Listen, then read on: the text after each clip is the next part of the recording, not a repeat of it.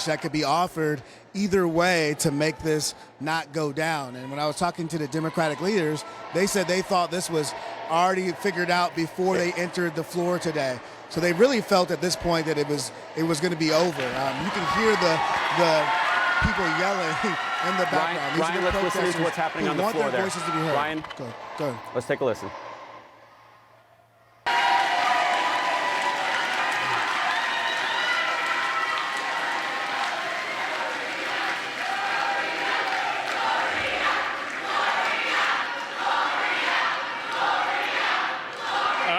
That's out of order. Out of order. Out of order. Representative Farmer, you are recognized in the well.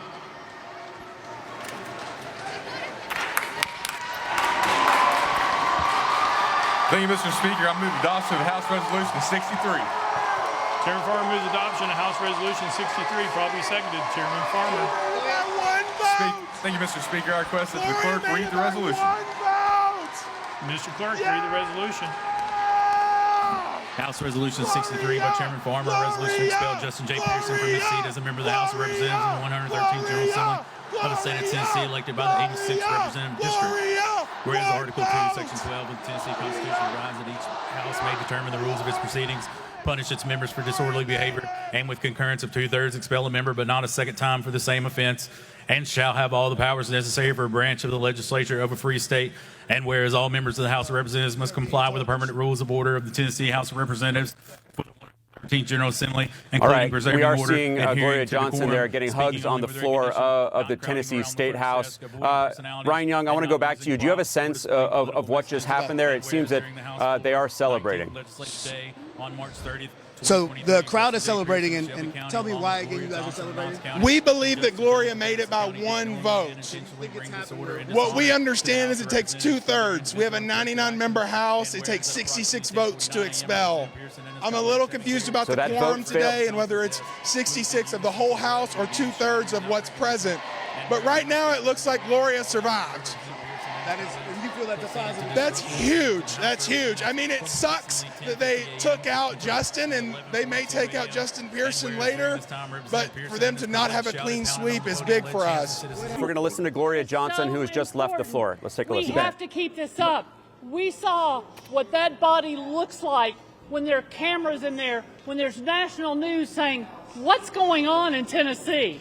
When they didn't stifle our voices at all today. But this is the first time that that's ever happened. And we did what we needed to do. And I can't feel too good, because my colleague, Justin Jones, who is an amazing human being, who cares so deeply about his community. So I hope every one of you will do everything you can to help make sure he comes back here. We want him back.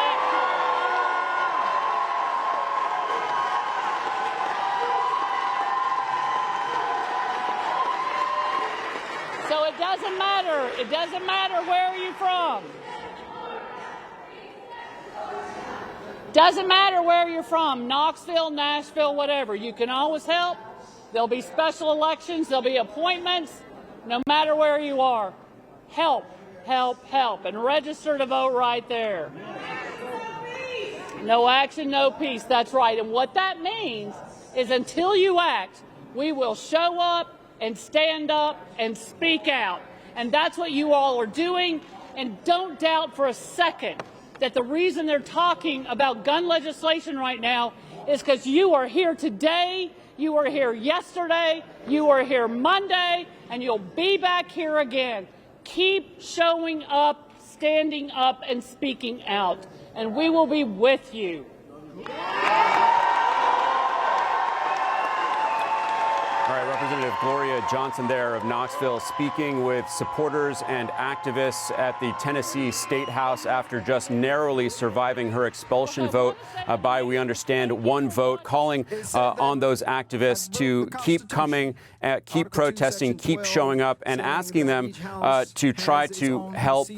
Let's go back to Ryan Young, who's speaking with Representative Johnson. But at least they tried to allow debate. That is more debate than we have ever had. in the last 4 years. So just know, keep watching to the nation, keep watching. We are losing our democracy. We need to make sure that we stomp out this march to fascism. Absolute power corrupts absolutely, and we cannot forget that. Eyes on everything, folks. Gloria, should America be worried about what we've seen here today? America should absolutely be worried about what we've seen here today. They have expelled one member. I need to get in there and stand with my colleague. Yes, and we're going to fight hard to get him back. Gloria, why do you feel like there was a difference in the outcome of the polling? I will answer your question. It might have to do with the color of our skin. Please tell us more. Can you stand with him? Can you stand next to him? Can you guys stand together? Oh, yeah.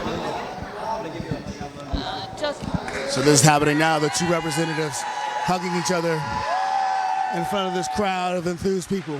So you can see the two members together. One was expelled. One was narrowly kept in.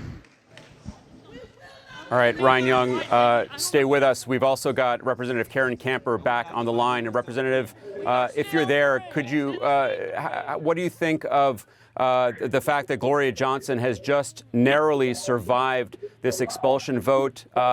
She just made the point that it could be about the color of her skin. She is white, and as you can see there, Justin Jones, the representative who was expelled earlier, is black. How much is that playing into this? Hi, thank you so much. Sorry, I had to jump off the way that I did, but I couldn't miss that vote. I did hear her comments. I feel that she made very compelling arguments. I think she reached the consciousness of people, and I would hope that that is not a true statement. I hope that we are going to rely on the fact that she made a compelling argument and that she reached their consciousness, and some of them had the courage to break ranks and do what they know was the right thing. We watched what just happened there. What emotions are running through you right now? Because obviously this is played out across the country. Everyone's focused on this. Are you broken at all? Do you feel sorry about what's happened? I'm not broken. I stood firm in that well because we need to let the nation know that what's happening in Tennessee is a danger to the nation. What we saw today was authoritarianism. What we saw today was the undoing of the will of my voters, of my constituents, of 78,000 people in my district were silenced. It's one of the most diverse districts. I'm the youngest black lawmaker in this. I was the youngest black lawmaker in this body. And so what we're seeing is a very dangerous step in Tennessee that should signal to the nation that this is, if it can happen here, it can happen anywhere. I saw Gloria Johnson look at you. It's a moment that we all watched with her hugging you. And she remarked about the idea that maybe it's the color of your skin, the reason why you're out and she's still in. And I see a lot of people who don't look like you shaking your hand.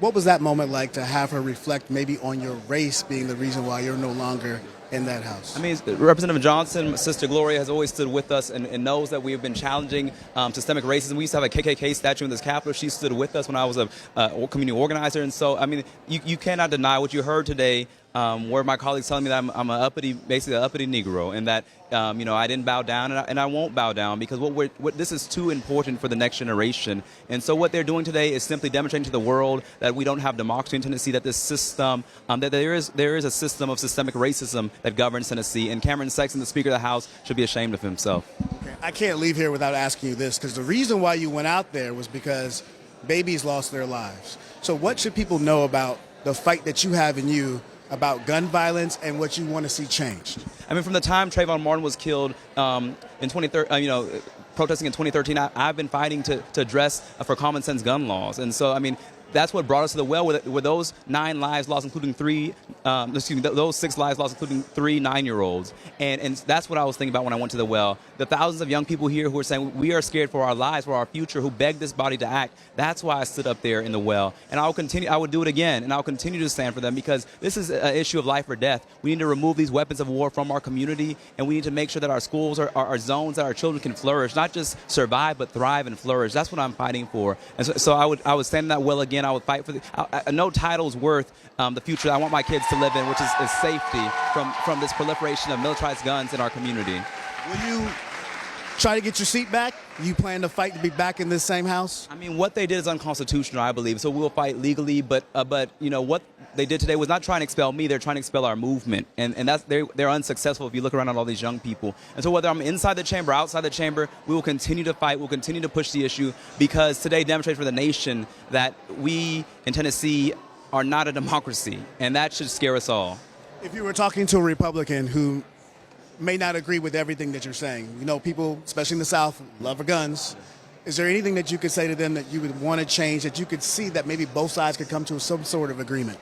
I mean, the majority of Americans support common sense gun laws, universal background checks, red flag laws. I mean, these are common sense things that we can act for, but there's an extreme group, an extreme faction who's beholden to the NRA, like my colleagues in here, like the Speaker of the House, Cameron Sexton. And so what we need to hold them accountable to is to say, let's do the will of all the people and not of these special interest groups who don't have the interests of our children. No, my child's life is not going to be worth a gun. And so that's what we need to say. And that's what I hope my colleagues on the other side of the aisle see. Thank you for taking the time. Thank you for stepping out and talking to us. I appreciate it. Thank you. Appreciate it.